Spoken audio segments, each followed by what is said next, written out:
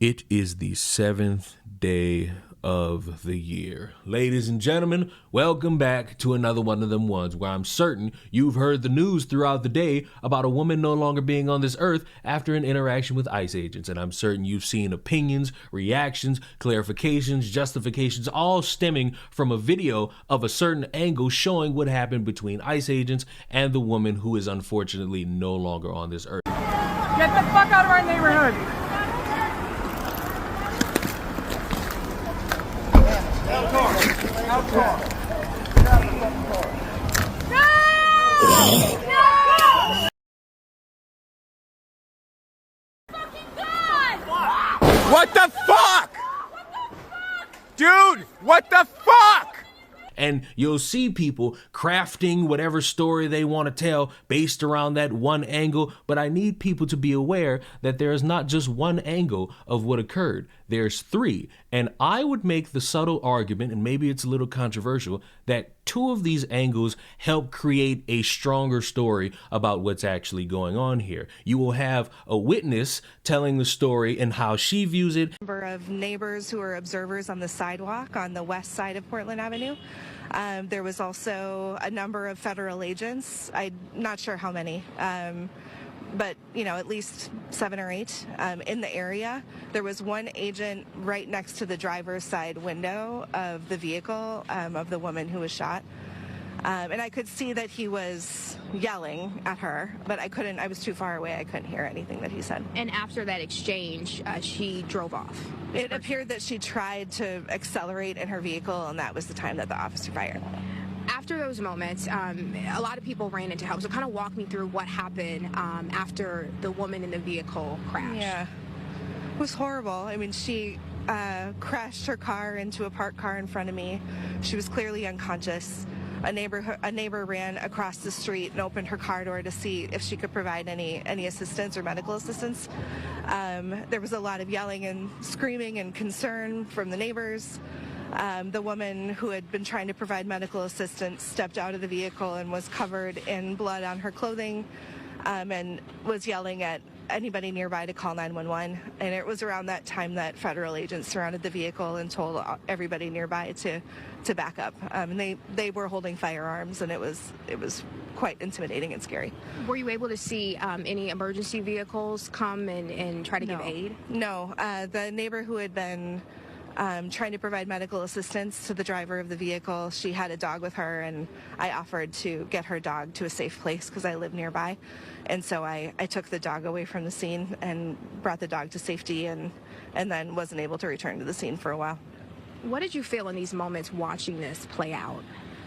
I mean, what I expected going around the corner is that I would observe immigration enforcement activity, that I would maybe take video.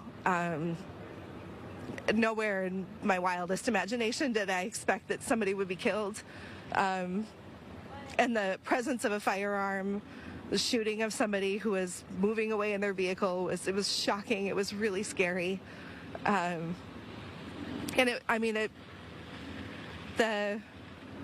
presence of law enforcement, their role and responsibility is to protect people, to protect neighbors, to keep people safe. And it was terrifying. And it just happened. So I can tell, I can still feel the fear and anxiety in my body. Okay, and still processing that situation, I'm sure. Is there anything else you want our viewers to know just about what you saw, what you experienced today? Well, the reason I wanted to make sure that I could talk with you is because I want to make sure that what happened is out in the open, and so folks can make up their own minds about what happened here today. And I want to make sure that, it was a horrible thing to witness. But hopefully, if there's some hope for change, I want to make sure that we can make sure the truth is known. Any law enforcement officer should be here to protect us, and what's happening now is just terrifying. It's just terrorizing. It makes us feel really unsafe in our neighborhoods and our homes. Well, thank you, Betsy, so much for taking the time to talk with us. A very traumatic experience, so please take care of yourself. and then you'll have video evidence making it seem a little bit different while also creating some nice little holes that are filled by the gaps placed in people giving their opinions. And from what I see in all of these videos, but specifically the two that matter, is a woman seemingly blocking off ICE agents in their cars trying to, I guess, patrol the area and making sure that they find some illegal immigrants. They get out of the car, they tell the woman to get the fuck out of the car. All the while, there is an officer that no one can see that is in front of said vehicle. And as they're trying to get her out of the car after telling her to get the fuck out of it, she decides to back up and tries to flee. And in doing so, either she's not aware or she's aware and she just doesn't care. An officer is now in front of her car, and as she's starting to move forward, officer pulls out the gun, shoots her. She goes a couple feet forward and crashes into a pole and is unfortunately dead. Circumstances that I don't wish upon anybody, because even in an interaction that's a little tense, I don't want to see people shot in ways that could potentially be avoided. And what's bothersome is how many people are choosing to ignore the layers of extra detail around this story to just burp out that ICE agents shot a random woman for no reason. I just saw the video of the woman getting shot by ICE. Reports are saying she was killed. The video is not graphic.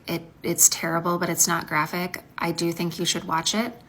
I don't think I can post it here because TikTok will take it down, but you should go find it and watch it. Because when you watch it, you'll see that ICE officers were never in danger and they shot her for nothing. DHS is lying to you.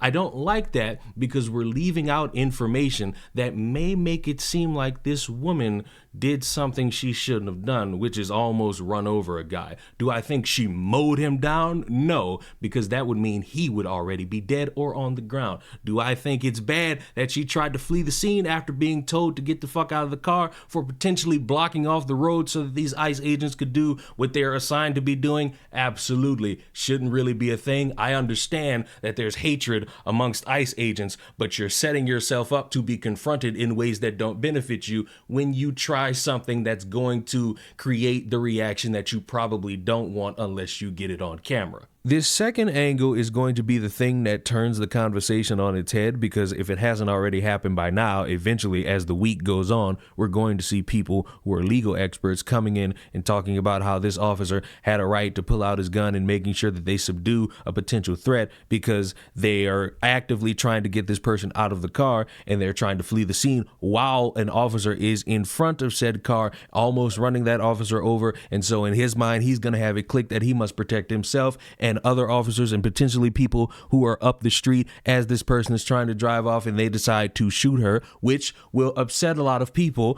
but that will be a part of the conversation, because as quick as people are trying to make it ICE bad, it's just as quick that people are trying to make it driver inside the car also bad, or bad in herself in what it is that she tried to do in trying to stop ICE agents from driving and scoping out the area, making sure that these taco trucks have official green cards. FAFO, but also my condolences. But let me just say this. If you try to run over a federal agent, you will get shot.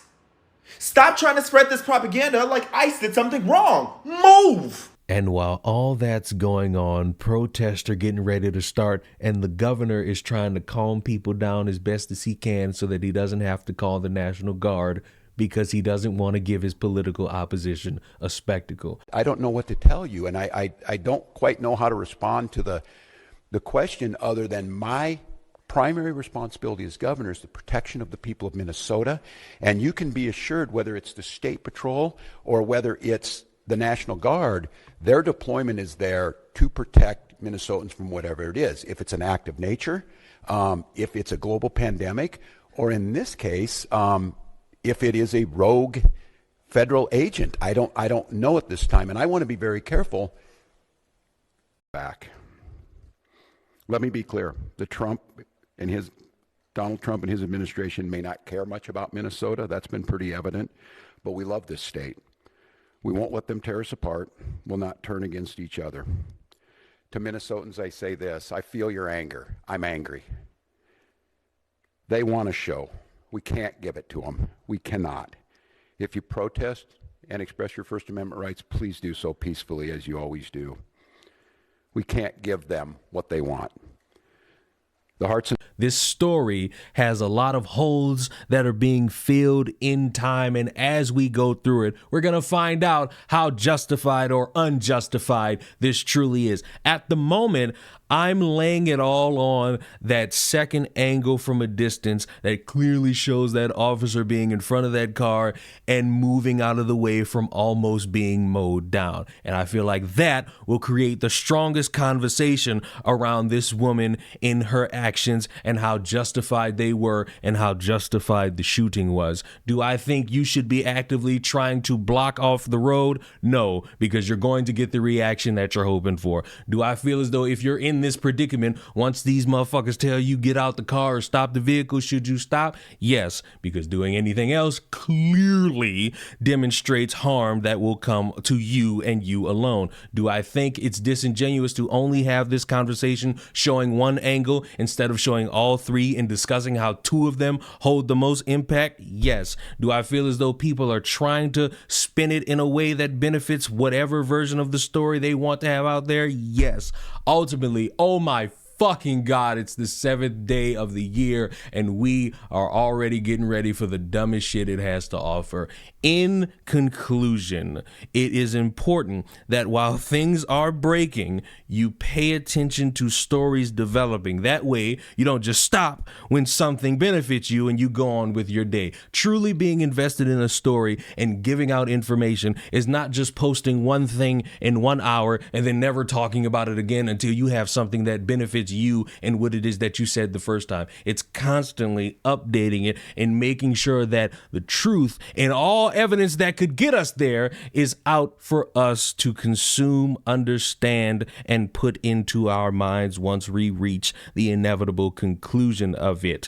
And unfortunately, I fear that there are some people who don't get the memo on that, and they've already dug their heels into something, and maybe they're hoping that they're right, but oh my, they might end up being wrong. But in the meantime, let me know what you think about all of this in the comments down below. Subscribe to the channel. I will see you all in the next one. Mwah.